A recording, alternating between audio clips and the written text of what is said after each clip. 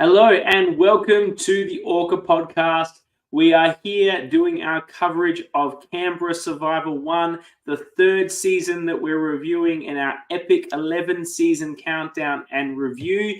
And you're all here. No one's here yet, but we know you'll be here soon, or perhaps you're listening to this some distant point in the future, excited for what is the show of the season, as we always do, the tea party with the infamous ORCA queen Annabel. We will be getting all the hot tea from some of the hottest ORCA-like contestants from this season. I'm very, very excited. Before I get into that and before I bring them in, I need to remind everyone that voting is open for the awards. Who do you think was the MVP? Who do you think was the best, wins the Annabel Award for the best pre-merge boot? And of course, have your say on who wins the most coveted award in Australian LRG Survivor that has ever existed and ever will exist, the ORCA Award, the Bromelo Medal.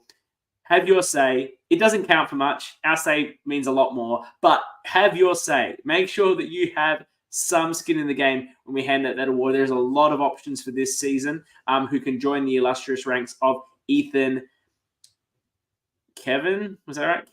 Kevin, and Matt, Salty Matt. So there's, it doesn't sound illustrious when I put it that way, but it's an illustrious award nonetheless. Please get in and vote. We'll be revealing all those awards next week when we have that award. We catch up with production about the season and wrap up our coverage of Canberra Survivor. And as I mentioned, December will be the season we're going back to Backyard Exile Season 3. Looking forward to covering that. Looking forward to criticizing Liz's game. I know she'll be there live for it, as I've been criticizing her idol play ever since I met her, or lack thereof. But that's all in the future. Right now, we're here in the present in Canberra. And without further ado, let me bring in the illustrious host of the tea party, the one and only Annabel. Hello, CK. I think it's really sweet that you think people listen to this at all after the fact. We have all three listeners here in the chat right now, and we're very grateful to you. Now, look, it has, all of these orcas have around 40 to 50 views on YouTube post coverage, depending on the sort of scale of when they were released. So there's people listening or watching. Miraculous. Hello, Josh. We'd love to have you. And I've got to say, usually I enter the tea party filled with resentment towards you, CK, for subjecting me to another LRG when I could be doing literally anything else. But actually, I did watch this one live when it came out. It was full of spice and drama, all thanks to the special guests that we have today. And I thoroughly enjoyed it. All right. Well, without further ado, I can't wait to get your coverage with them and see what they have to say. I'll drop out and you can introduce them. One of them is yet to show up. He may be off somewhere eating croissants, but hopefully he will arrive shortly for the coverage. But I'll drop out and you bring in our fantastic guests. See you later. Bye. We are truly blessed at the tea party this week because we have three of Australian LRG's most notorious villains, and they really, really shone in this season.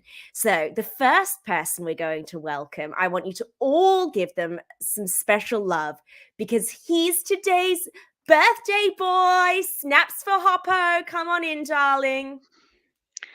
Hello, thank you for having me. How are you? Fabulous. You've got to be one of the most fun characters that we get to see. I don't know about that, but there's a few out there. But I hopefully I brought some spice.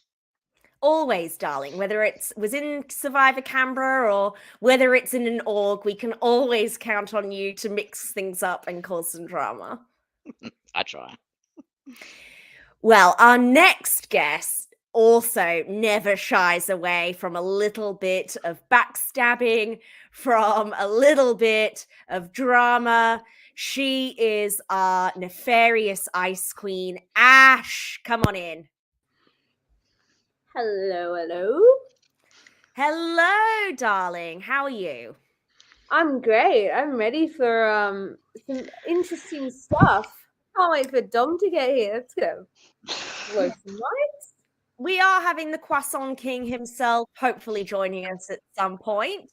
But in the meantime, we have the pair of you. And I think this is a really great way to set things up because while your dynamic in the show was great and your strategic contributions were fantastic, I do think that the most compelling element of Survivor Canberra Season 1 for me is the overall bizarre relationship dynamic between the three of you before the LRG, on the LRG, and then after it. I mean, the pair of you come and there's no words wasted. You do not like each other at this point in time.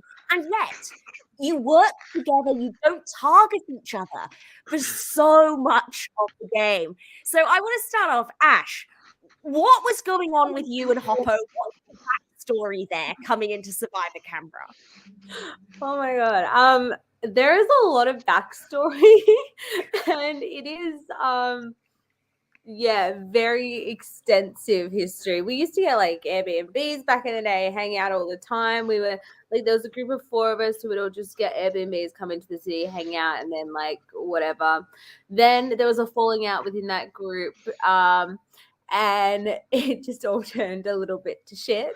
And then I got cast for Canberra. And that was great because the one person who I had the biggest falling out with messaged me a week before Canberra as if I didn't know that they were going to be cast after messaging me saying, hey, just wanted to, chat about everything that's been going on. And I'm like, okay, I think I get where we're going. So, yeah, it was, there's a lot of history, but it was not shocking to see him on the day I rocked up because I got a message far in advance. So, Hoppo, you were keen to mend the fences before we got there. What was your reaction when you found out, oh my god, I'm about to be cast with my arch nemesis? Well, the funny story is Ash probably, I don't know if she remembers this because she was a bit drunk at the time, but when we were friends, that's when we first found out that we got cast in Canberra. That's the night you fell down Michael's stairs when you slept over at his house.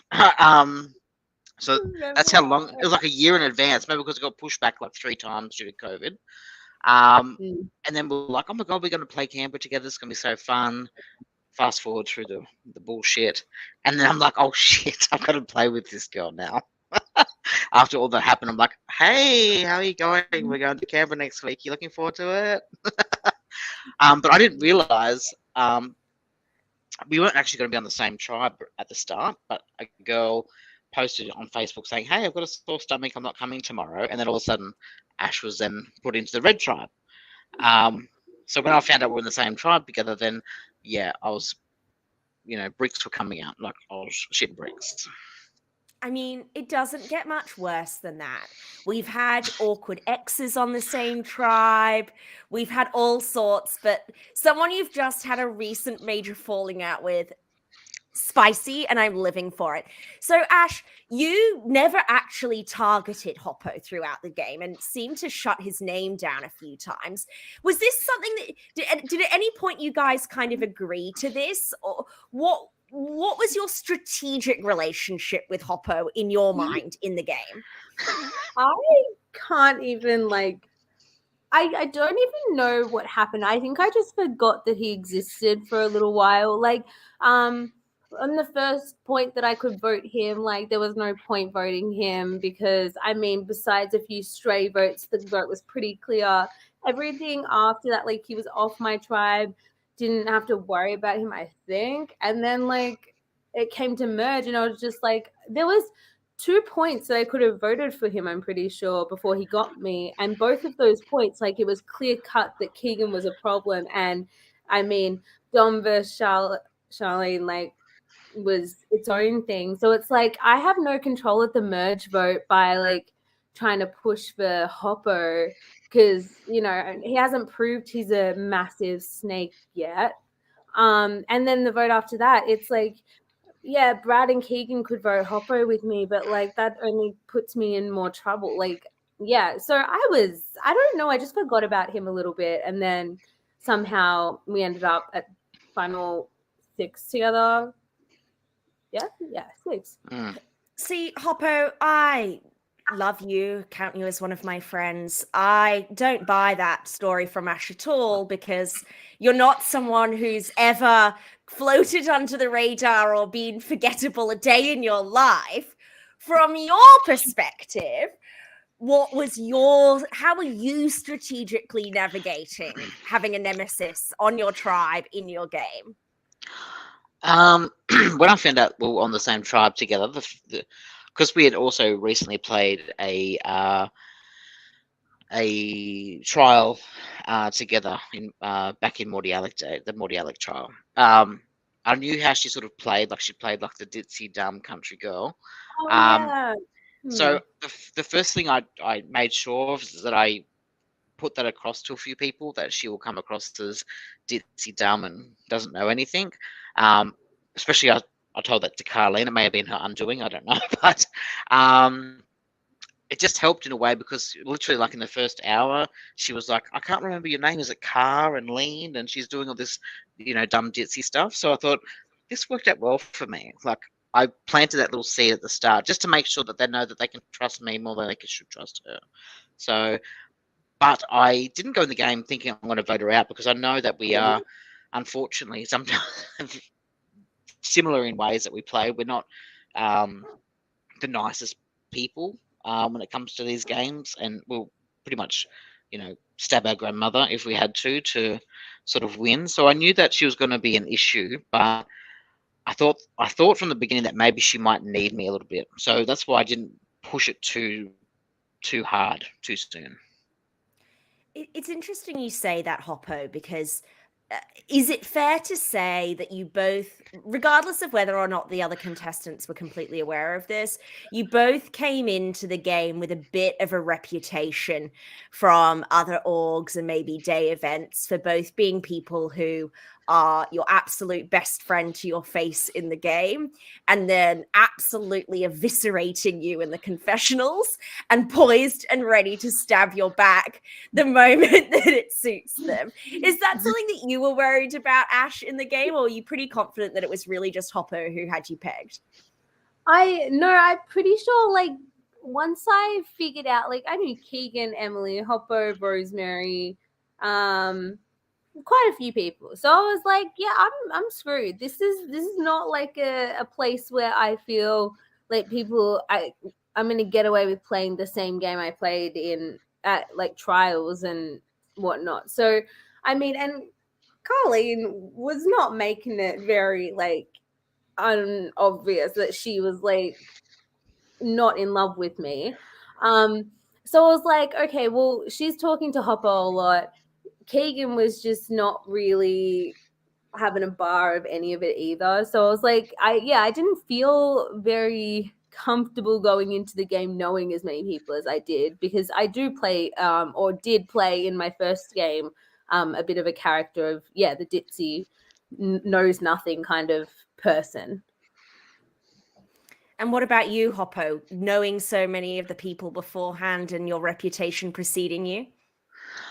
The only people that I'd actually met prior was obviously Ash, and Emily and Rosemary from a previous trial. Dom I met the night before, like for the first time, but we were actually really good mates for leading up to that, but only virtually. And Keegan I knew of, but I'd never actually met him properly in person. So I thought I could come in and be, play up the I'm shy, I'm fat, I'm not going to be I'm not going to be your, biggest Challenge beast Hoppo. competition. Yeah, that's right. So I sort of like, as soon as I met Carlene in particular, I just thought, all right, I get along with like older ladies and all that sort of stuff. So I knew that was going to be something that I would gel with.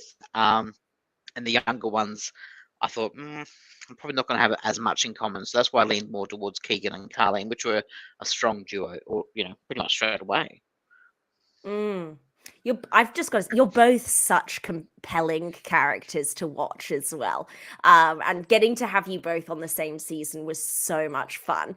Did you feel like some of those bonds were able to be repaired a bit during the game? Or Ash, was Hoppo stabbing you in the back at final 6, frankly, the last straw for him? I went in, like, I came out of final 6 being like, Hopper's an idiot. What the fuck? That was the worst move ever. He's just the, like, dumbest person alive, blah, blah, blah, blah, blah, blah, blah. Then I got to jury and I was, like, chatting to people and I was like, hang on, okay. It's a good move because you, like, essentially I should have made the move against him instead of going after Brad. But realistically, going to the end with any of those 3 boys, I thought was a death sentence, and I knew it was going to be a final 3. So, like, I didn't really have the reason to go against Hoppo at that point. But really, I should have, because, yeah, put yourself in between 2 pairs. And if you can put yourself as the swing vote, great. That's a lot of power in the end game. And I do think that if I had have gone for Hoppo and had have put myself in the same position that he was in at final 5, it's possible that I think I had a stronger social game with at least one of the pairs and possibly one person from the other pair. So who knows what would have happened. But I think I definitely thought he was a dick and thought it was the worst thing he's ever done. And then after a while, I figured out, no, he put himself in a good position. He just didn't back it up. They were mad to vote you out at final 5, frankly, Hoppo. That was a bizarre move on their part. You really strategically and quite effectively played the middle throughout the whole game, Hoppo, even to the point where, and we're going to have to get to Croissant Gate at some point, maybe before Dom gets here so that he doesn't get as angry with us. But we have this fateful moment at the merge where you originally vote for Dom, but then you actually flip your vote to save him. He goes out thinking that you stuck voting for him. And in order to protect your position in the middle, you sacrifice your relationship with Dom. Speak to us a little bit about your strategy and this commitment to playing this middle position.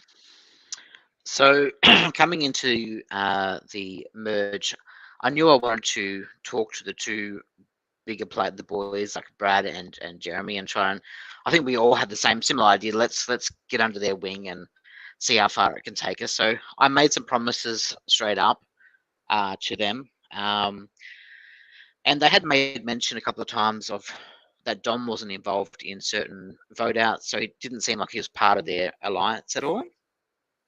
So I thought, okay, I could probably try and work this like 2 ways. And then I knew that obviously Dom was, like I said, he was my best mate coming into the show, to the day. And I thought I could maneuver it in a way that I could satisfy both sides. So I thought there was a couple of problems though, is that when I went up I was the first one to vote.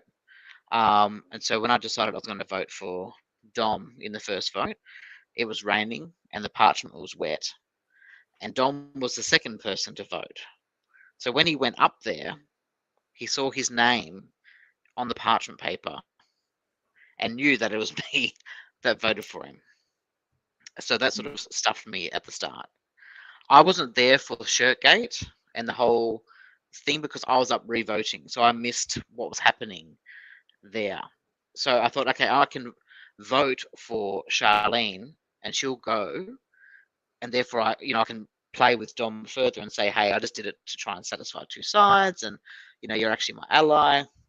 But then I missed the whole shirt gate and didn't realize that oh my God, Charlene was going to flip forgetting back, her name. yeah. What's that? Alex.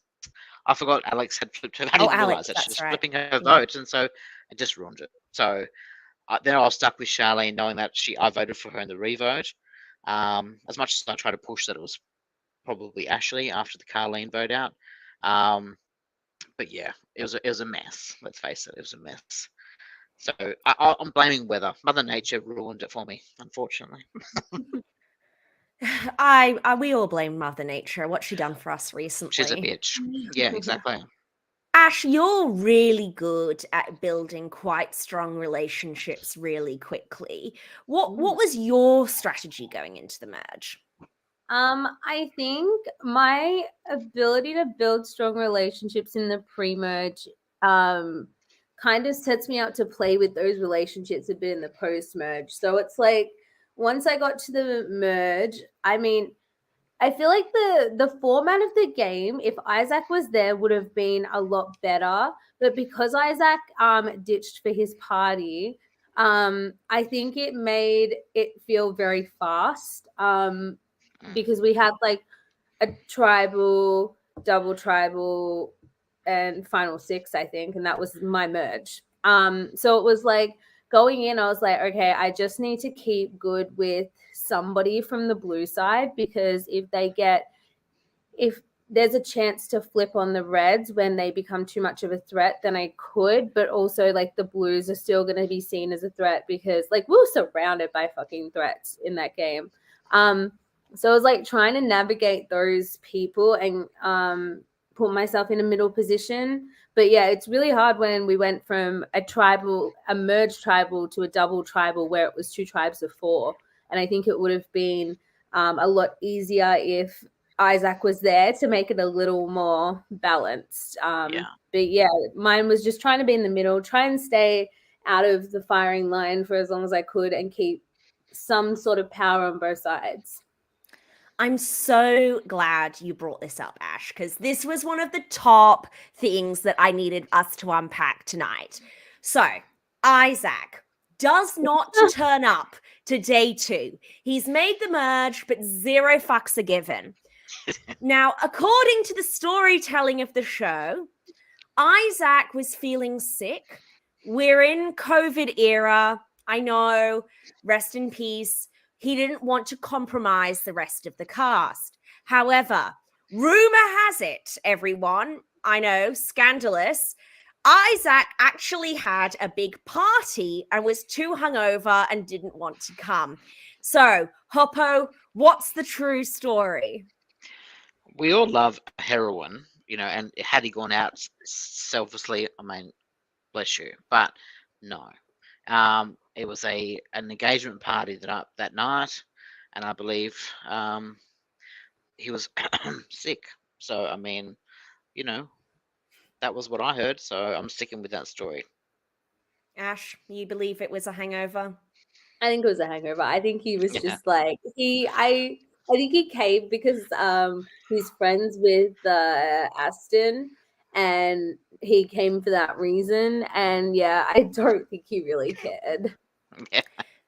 So how Isaac was a bit of a wild card. I mean, theoretically, Ash, Isaac was in an alliance with you, but actually voted for you at one point and was like, YOLO, I'm so random.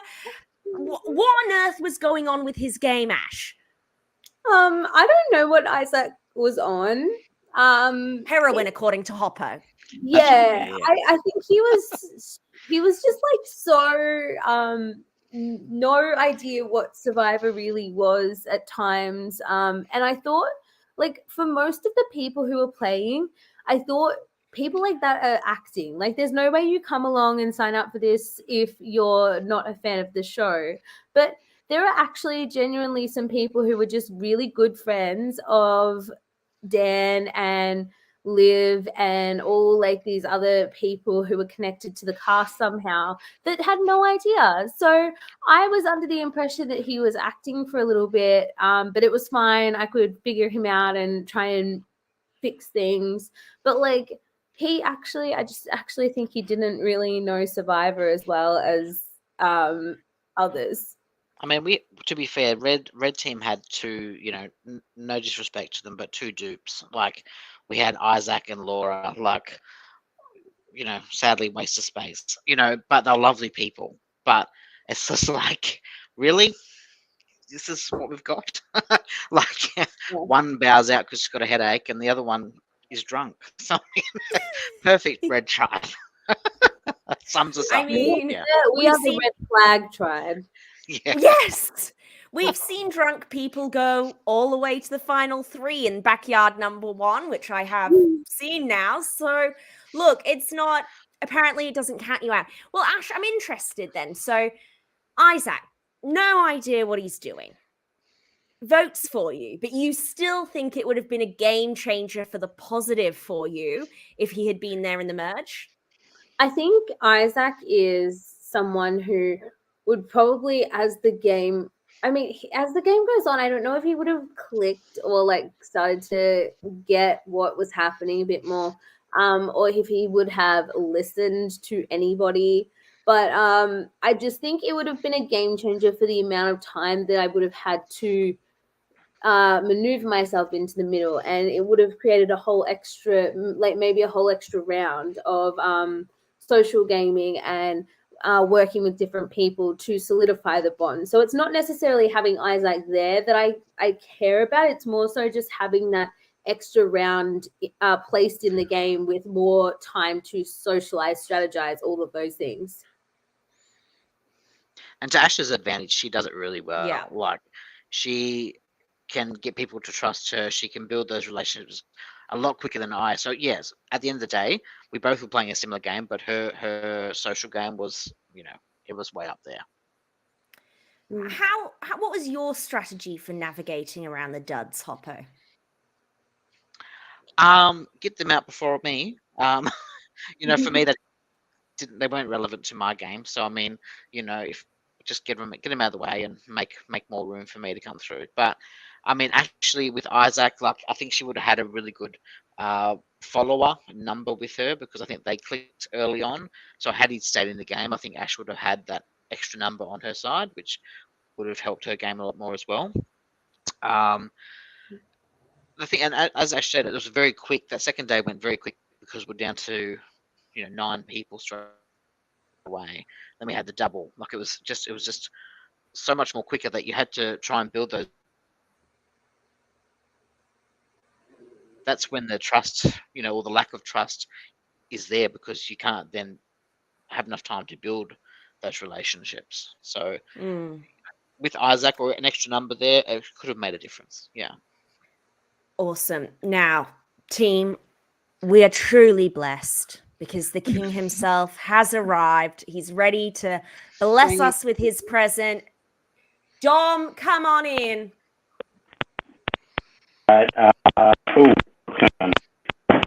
Hello. We've got a bit of noise disruption going on there, Dom. Some clicking. Yes, Stephen in the chat says, why is Dom wearing a shirt? I have to say, I was almost certain, Dom, that we would get a classic you tonight, topless, reclining in bed, and sort of Zoom camera coming in from below. I think this is the first time I'm ever chatting to you on video call. You're fully clothed and sitting up. We're still having audio issues with your headphones. There's a lot of clicking and we can't hear you properly. Okay. Chris is saying, try no AirPods.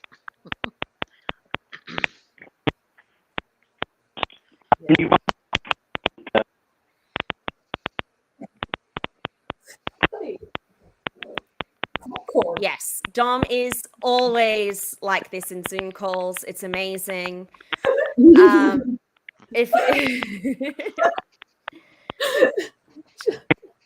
all right, Chris, is there a way to mute Dom until this is fixed so we can carry on with the conversation? All right, perfect. Thank you. Okay, so something else I wanted to ask about. This is Keegan's third time now playing an LRG at this point. You've both said you were viewing him as a major threat. Hoppo, you see Keegan's there. What was your strategy navigating around a very physical 3-time player? Well, I was glad that he was on our tribe to start with, obviously.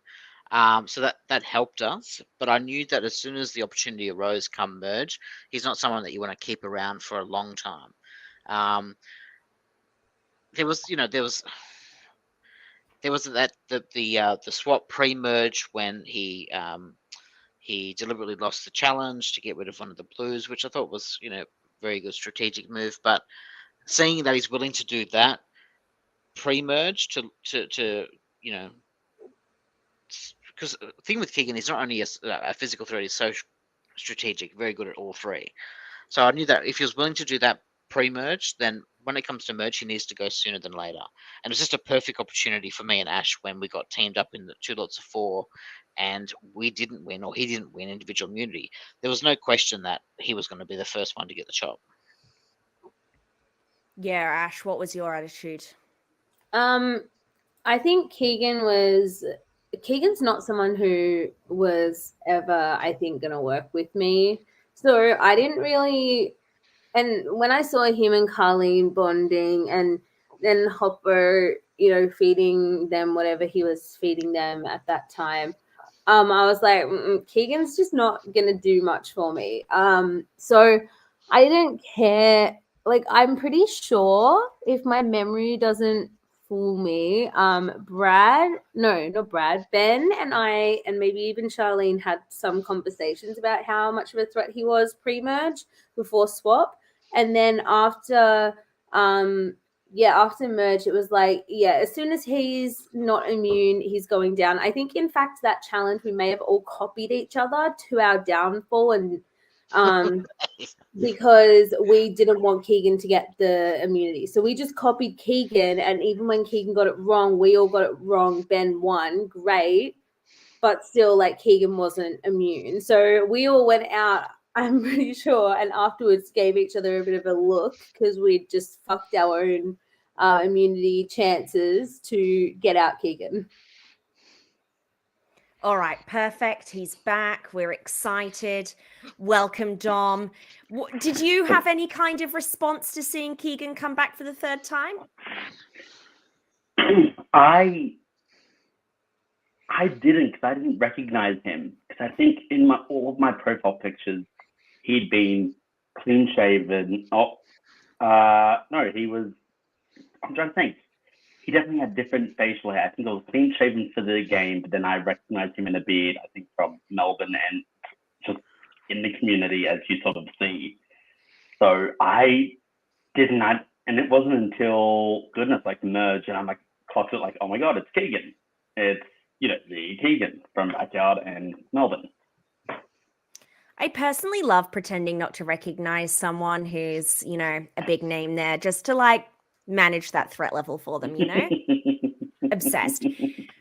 Dominic, you are without a doubt my favorite character of any of the LRGs we've watched. I think you delivered like actual real TV worthy moments, which is not something I would say about most of the episodes I've been subjected to over the last several months. Yeah.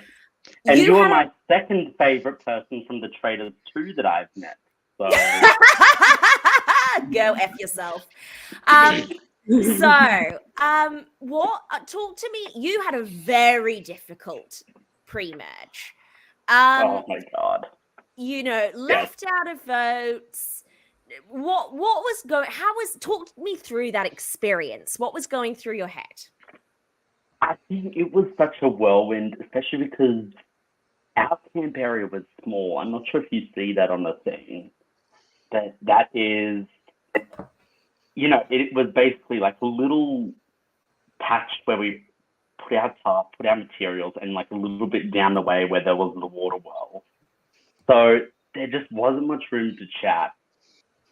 And the first vote, what was that? First vote was the 3-2-2 or 3-3-2.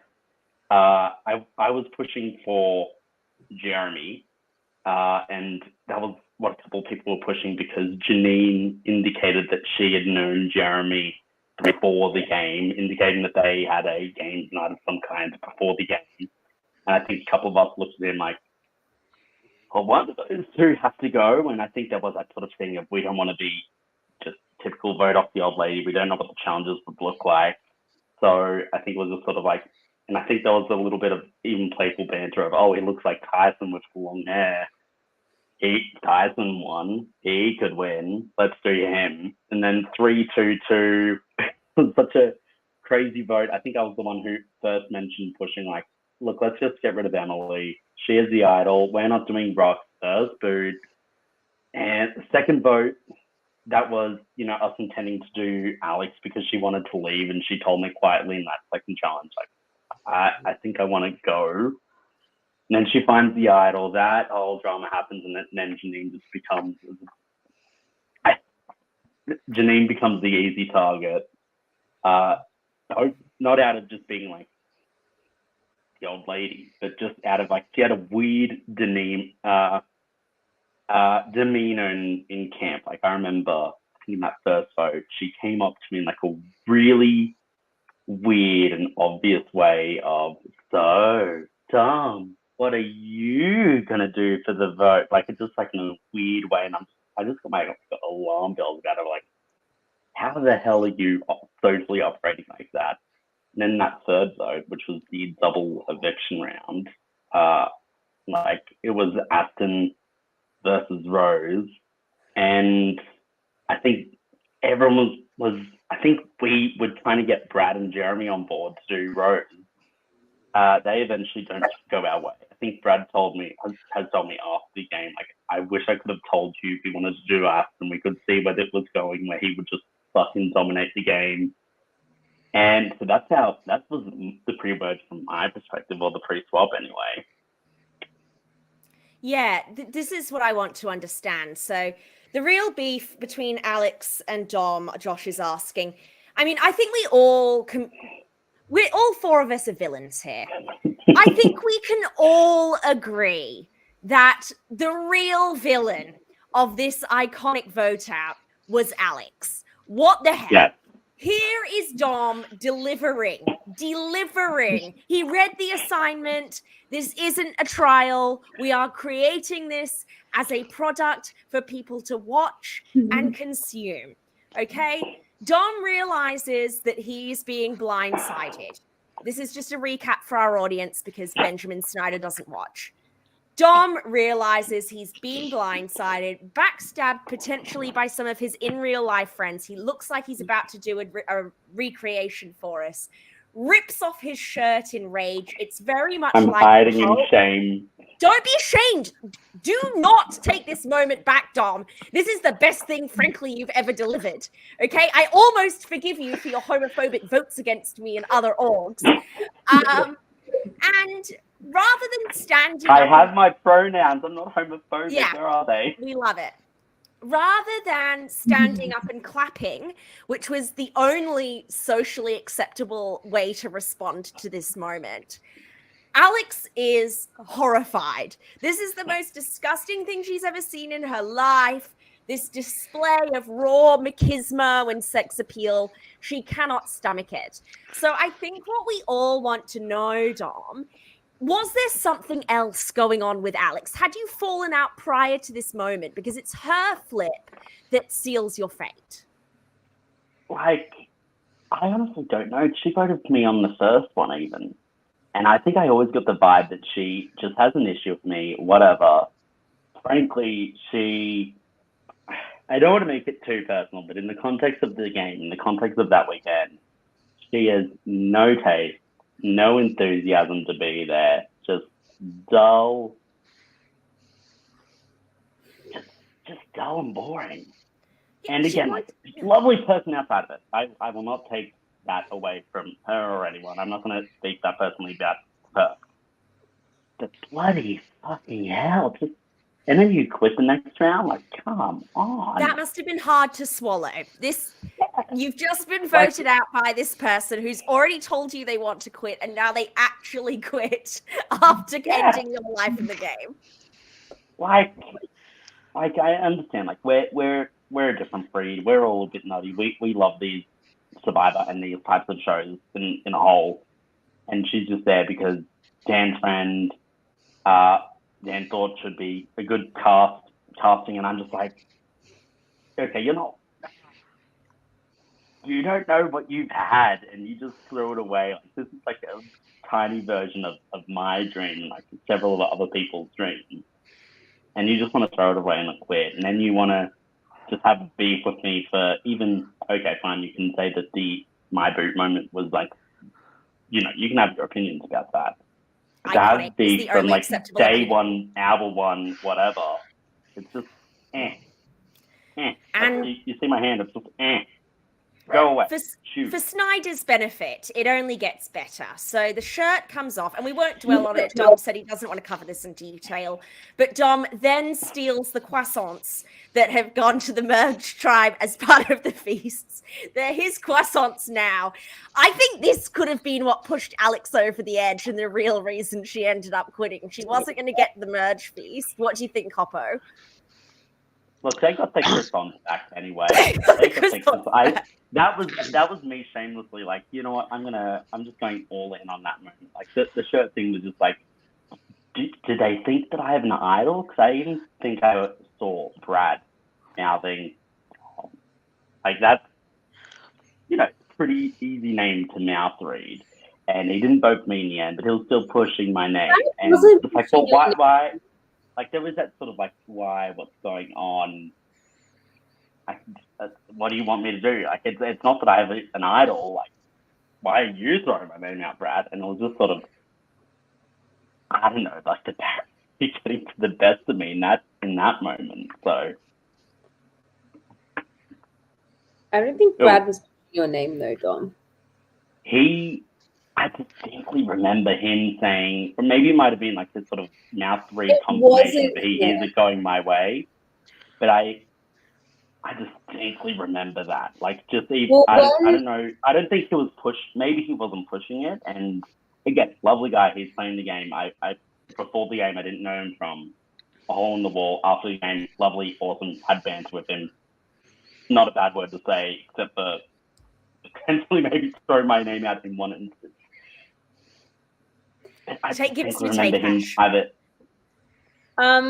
So when we were sitting on the bench waiting for all of this re-voting bullshit to happen, Mom is stripping down for cash, and me and Brad are sitting there, and I know, like, we weren't supposed to be talking about anything game related at all, but after Dom had stripped and Alex had thrown a fit, it was open field, so everyone just started kind of having their little whispers. So Brad said, switch your vote. He knew I didn't vote with him. He even played his extra vote against Charlene. So he wasn't going after you at that point. He was going after Charlene because Blue wanted the numbers, and Hoppo was willing to give you guys the numbers until he wasn't. So also at this vote, Keegan told you, Dom, that Ben and Charlene were super tight. And then, Dom, you directly target Charlene to Ben in front of Keegan. Talk us through that decision. I honestly don't remember. I think it was just sort of panic, exciting. I don't know. Everyone on this call would be a very worthy candidate for the Bromelo medal for ORCA of the season. But I've got to tell you, Hoppo and Ash, I'm sorry. I think Dom has the edge on you. So everyone, if you've not got your votes in yet, please do. There's a Google form. CK's been posting it in the chats. We've got best pre-merge player. We've got MVP of the season. But personally, the most important prize is ORCA of the season. And there's 3 voting criteria for this. Number 1, loud and proud. You've got to be pushy with your strategy, whether people listen to it or not. And I think we just heard that. You've got to have a propensity for narcissism, i.e. taking your shirt off at the merge. And 3, you've got to be rubbing people the wrong way by the first vote. I am a proud... You are leading the witness. You are leading the voting pool. Let them have their own opinion. And I'm willing to put my hand on the scale for this one, team. I'll give it up. I don't want it. Yeah, take it. Now, Dom, something else I wanted to talk to you about before I get to back to you and Ash. Hoppo, Birthday King. Dom, I was talking to the other two before you came here. Oh, Aston, bring up Aston's comment. I think actually Aston does deserve a shout out for this. Bragging about being a Mensa member is major propensity for narcissism energy and definitely deserves some votes for that. Okay. So I'm no longer a member of Mentor anymore. Either I haven't paid my membership dues, but let's be honest, after this, do they fucking want me? I still have the intelligence to qualify, but so they want me? the most interesting part really of this season for me was the relationship dynamics between the three of you. So we know you and Hoppo were really close coming into the season, and you completely lose it here at the merge vote when Hoppo puts your name down the first time and you presumably don't know that he flipped on the second time. So Hoppo told us that you actually saw through the parchment that he'd voted for you. What kind of... Why was the animosity towards Hoppo here as opposed to, say, Alex or the numerous other people who were probably a bit more responsible? I think it's because I didn't think it would be him who would ever write my name down. He voted first for that round of voting. I voted second. Production decisions for future ones, they eventually take the votes out. They put in a blank votes in, so no one is none the wiser. But in this instance, it was just sort of like the votes in, we're not going to touch it. I see DOM, and I think like we knew that we were playing since September of 2020, and it was like March 2021 at which the game was happening. And I'll be honest, there was a lot of times where Hoppo was like, I don't know how I'm going to go. I don't know how I'm going to go. I'm just going to be first, food, blah, blah, blah, blah. And because I had a friendship with him, I, supported him. I sort of said, don't worry about it, don't worry about it. We're going to be final two. Don't worry about your worries. Don't worry about it, don't worry about it. And on one hand, it's just like, yeah, it's a game. But on the other hand, when you see someone struggling for 6 months and have their struggles connected to a game, and when like the experience is so special and you just kind of wanted to share that with, a friend, like it's just like, I don't care. That's it was a special bond. Hurt my heart, and as much as like we've tried to get on the same page since then, I think trust is like a mirror, and even if you try putting it together, I struggle to think that it's the same. And respectfully, I'm like, on one hand, like I hope Brendan's living his best life. On the other hand, I'm fine with the distance that we've had from this form of friendship. That was beautiful, very emotional. It's giving the Love is Blind reunion, and thanks, Dominic. We loved that. I felt like it was a beautiful, sincere moment I had to ruin with my sarcasm, and I apologize. But yes, I understand. When we have... Would you even be... You said it on the traders. This is toxically, unapologetically yourself. And I'm just... When I saw that, I'm just like, yeah, from what I've seen of her, from my other interact with her, yeah, no lies detected. No. Okay, so Hoppo, who did you want? We're at the point you were voted out. Who did you want to go to the final three with, and did you think you could win in that final three scenario? Definitely not win. I made too many errors leading up to that point. I didn't really mind who I went to the final three with. I thought either way it wasn't going to happen. Like it was going to be a 0 vote finale for me, and that would have been fine. I just wanted to get to that chair at the final, and that's my aim. I thought honestly that I could have got rid of Charlene at that point, but I didn't fully realize the connection that Jeremy had with Charlene. I had spoken to Brad, and I had really saved his ass the vote before, so I thought that would have sealed his allegiance with me, and then he could have brought Jeremy along just as a let's just do this and get it over and done with, because I did play it up to them that if you don't take me, one of you may miss out on the being at the final three. Like, don't you want you two to be there at the end? I can make that happen, because if you bring me, we're set for final 3. But they didn't want to come along for that ride, so they made it anyway. But it could have worked out differently if Ben won immunity. You know what I mean? So I just thought Brad had my back. So obviously I'd gone for Charlene before, so there was no point going for anybody else at that stage. I knew she didn't trust me anymore. She wasn't going to work with me anymore. So that's why my vote was going to her. And look, for what it's worth, Hoppo, I thought you played a great game. I mean, people are always going to be mad, but I was very impressed.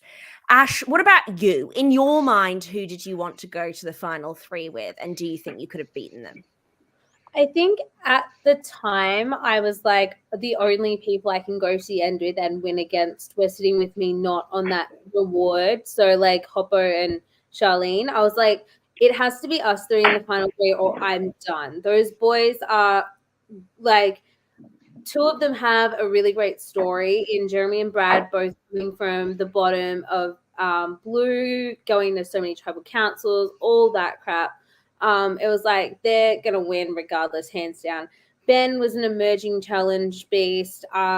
He had an idol. He had played really closely with Charlene. And I was like, I don't have a choice but to go to the end with these 2. But hindsight now, I think the best bet, if I wanted to get to the end, might have been, although I know Jeremy is a god and nowadays I know that he's that, but I think I could have flip-flopped a couple times. If I had voted out Brad, then Ben, then it could have been any of us 3 or any of us 4 at the end, and I think I might have had more of a chance than if it was the Brads and the Bens of the world.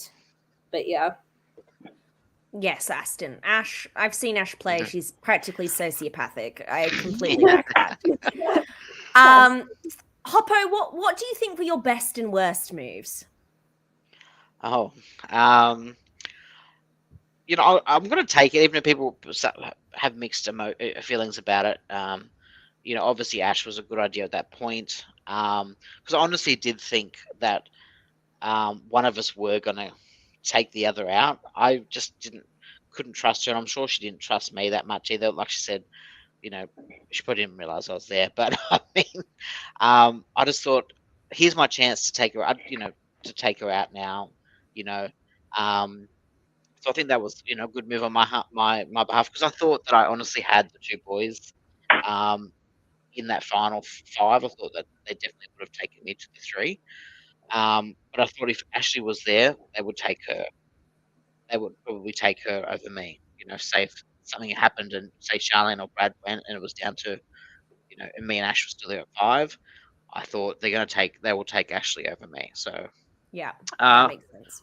Worst move is obviously it's going to have to be the, it's not for obvious reasons, but it is the complete balls up that was the merge vote. Because I missed the entirety of Shirtgate, I didn't know that was all happening because I was up voting. And I really did think that it was going to work out for me and Dom would stay, and then we could move forward together. So I think that was a huge balls up for me, because then I lost Charlene anyway straight after that. Someone who I was reasonably close to, definitely not in an alliance with, but friendly with. And as soon as she realized that I'd voted her, I lost that connection. So either way, that was a screwed up moment for me. It is sometimes the risk of playing the middle is that you can lose both sides. But you did otherwise. You did a great job straddling it. Ash, what about you? What were your best and worst moves? Best move, I think, was the Colleen vote. I was like, oh, look at me. I mean, I just felt like it was a fun move. And I think fun moves and best moves, maybe not the same, but like, I had fun doing it. I didn't know that Isaac was going to depart the scene as quickly as he did. But even if he hadn't made merge, I think I could have like still swung it pretty good with Red. Like, I don't think anyone was going to like come at me with an axe for axing Colleen. So yeah, I think that was a fun move and just a good move to show loyalty to Blue, so that I had the option to work with them at the merge. Worst move. I mean, there's so many. I think worst move was probably. Oh, I mean, just a fun worst move is when I found the idol clue in the croissants. If I could have kept that a little more quiet, that would have been a really smart idea. And I don't know how many times like somebody around me found an idol, like Ben under the seat. Like I picked up his fucking wallet off the floor, and he still looped around the table, climbed under, and like tried to look for the idol. I'm like, what are you doing? I have your wallet. My brain was not harnessing the power of idols yet. It was half asleep after a bus trip. So, I mean, just worst moves all round. But those were some fun worst move moments. I do want to say that the croissants really did, come into a play a lot of the times, because when that whole pushover, run into the water situation was happening, the camera crew followed me and Ash behind a tree, and we're literally sitting there eating croissants. Like, you're not getting any content out of us. We're eating the croissants. Yeah. So, they were the best NPC of the season for sure. Yes, they deserve. All right, same question. Don't know if I cut out just then. Dom, same question to you. Best and worst moves. Oh my god. I think I was playing so day by day by the seat of our pants because of, the hot mess that is Blue going to 3 travel councils in the morning. And only really having one round of immunity, which that being the round that Rose went on red, on post-swap red. So I think I was just like playing by the seat of my pants. I'm just like, anything to survive another day, as long as it's not me. My best move, probably... I went... Probably, it was probably pushing Emily with the idol off to avoid a rock. And I do say that in sort of being like self-preservation. It showed a bit of influence, showed a little bit of chutzpah. And in reflecting back, I do wonder what that sliding doors moment would have been if I said, no, we're doing Jeremy. And I think obviously history will tell us should have done Jeremy with that it would have been 1 in 6 rock draw. Being curious to see what happens. Worst move, just everything. Post-match, I think that was discussed solidly. Just every fucking thing. I strongly disagree. I think that was your best move. It made you. It will get you a call back. Okay, I've got to potentially. Look, I will say, just with how much of a meme that the croissants have come through the thing, seeing, see how season 2 was produced and seeing the filming of 3 and 4, and no result spoilers, but croissants do come up. But I think we're embracing the meme, and if we are embracing the meme that I made famous, like, I better get caught. Like, I don't want to sound arrogant towards Dan, and I know that he probably has his methodologies as to who would get picked for a hypothetical fraternity. But if I'm not picked, I'm gonna like raise an eyebrow at him, just like, really? Like, I was still coming through, and people else would still be your friend. But really? It's like Johnny Fairplay 25 years later. Like, you still, you know what I mean? Yes, like, that moment is timeless. It lives. I'm not making this up when I say, whenever I'm like ultra frustrated and someone has screwed me over, mentally in my head, I am playing the shirt rip gif. Like, that is my just auto mental response. It's amazing.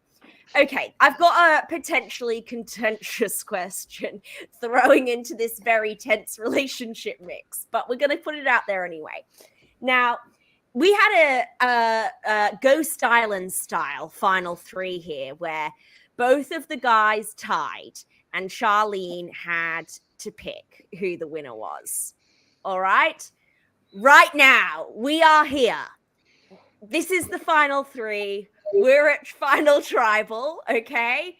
And you are the 0 vote finalist. Me? You. All 3 of you. In this mental exercise, you are the 0 vote. So I'm not sure how great I'm going to be, but yeah. Okay. Somehow, Ash, in this scenario, you are the 0 vote finalists, and people were choosing between Hoppo and Dom as to who was going to win. All right, it's a stretch of the imagination, but that's exactly what's happened. A Okay, big stretch. Yeah. who are you voting to win the game? I'm going to throw it to you first, Hoppo. Well, it you know, everything aside, it would have been Ashley. I'd be vote for only because I did see her game, you know, a lot more.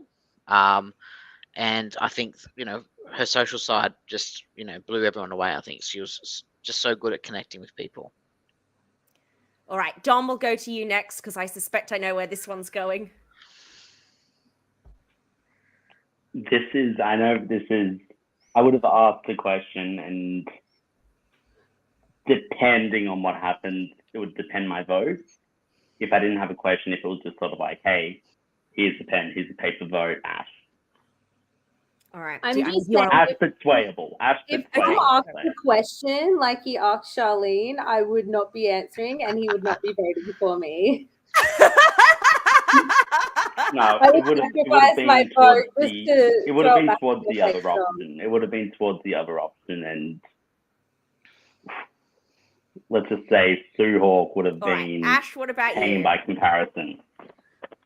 I think it's probably not fair to compare because Dom was in it for a couple rounds less. Based on the game that I saw, it would be Hoppo, but like I didn't get to see much of his Blue Tribe game. I saw him for like 2 votes, and he voted with me on one occasion. So yeah, I would vote Hoppo, but like I'd be curious to see Dom play again and see if he could switch it up, and I think watching it back now, yeah, it'd be cool to see Dom play again and see what he throws into the mix purely for strategic game. I'd love to see you back, Dom. I'm less interested in Dom's strategy. I'm more interested in what TV moments Dom's going to deliver. Okay. All right. Last question because I want to go to bed. Hoppo, what is something about your game that wasn't really highlighted or that we didn't get to see that you want to share with the listeners? I wasn't as quiet as I come across on there. I think there was, you know, a few things missing, but I think I spoke to, you know, enough of the people and told them as much as I could. And I think the fact that I got information from both sides pretty easily sort of shows that, you know, I wasn't a GOAT, you know, in the game, and I wasn't being led by anybody. I didn't have an alliance with anybody. And I thought that I did pretty well working both sides. So, yeah. You nailed it, hon. And everyone in the chat again, happy birthday to Hoppo. It is his birthday today. He's thriving. He's in his 30s, flirty as hell, and beautiful. All right, Ash, what's something about your game that you wish people saw? I think one of the things that I recently realized about my game is my social game in every respect has developed a lot since Canberra, and I think back in Canberra I was really experimental with a lot of my strategic and social game. So I think like it was captured mostly pretty purely, but it's an interesting watch back to see how some of the mistakes that I got to learn from. But I think it was captured pretty accurately. Like people were seeing what I was like, which was at times just the acting very ditzy, acting very stupid and dumb to try and fool people, and at other times being a bit like OTT strategic with certain points where I would just stare people in the face and be like, no, this is what we have to do or we're going to die, kind of thing. So I think it was captured accurately. But yeah, it's definitely fun watching it back and seeing how things have changed since then, because that was many years ago now. So yeah. And what about you, Dom? See, I can't really answer the question because I've not watched this back. Like, I hate watching myself on just about anything All right, take off the Bromelo Award. No propensity for narcissism. Cancelled. So you've not watched it. Okay, well, knowing the game you played, what's something about it you'd like to highlight? I don't know. I don't. Oh, what would I highlight? I think just how. I don't know probably how hard it is on like the condensed time frame, because we did 6 rounds of votes on the first day, and then another 1, 2, 3, 4, 5, 6 on the second. Like, sorry, just noticed the comment Aston saying but I did okay. Be calm again. I think it's just sort of like social. Like a social neurotic thing. It's just sort of like, okay, I can't give anyone a reason, and my name came up on the first vote. It's just like, can't let them see me sweat. I don't know why Alex has a thing against me. Like, it's just, I don't know. I think maybe the one thing that I will say, and I know, God, I've been rambling, just saying nothing. I think it takes a lot for me to crack, but you guys saw me crack in a very sort of, just with those little factors and the sort of friendship factor with Hoppo. It's just sort of like, that was what broke me and just made my brain go to mush, gave the iconic moment of, the croissants and the chef, whatever, and that I do want to have a true turn to sort of show, even our little community of LRG people what I'm made of. So, yeah. Well, what I'm hearing is we need more mental breakdowns on LRGs, because that's what's delivering. Thank you so much to all 3 of you for coming on here, bearing your ice cold black souls. I've got to say, I loved watching all 3 of you so much. I would love to see all 3 of you play again. I love a good villain, and you all bring, I think, a unique brand of villain to the show in a way that's just so compelling. So thank you so much. Hoppo, what have you got going on, and where can people find you? Oh God, I'm too old to even think. Just Instagram. I think people can find me under Hoppo, I'm pretty sure, and Facebook. Hot, sexy. Give the birthday boy a follow. Ash, what have you got going on, and where can people find you?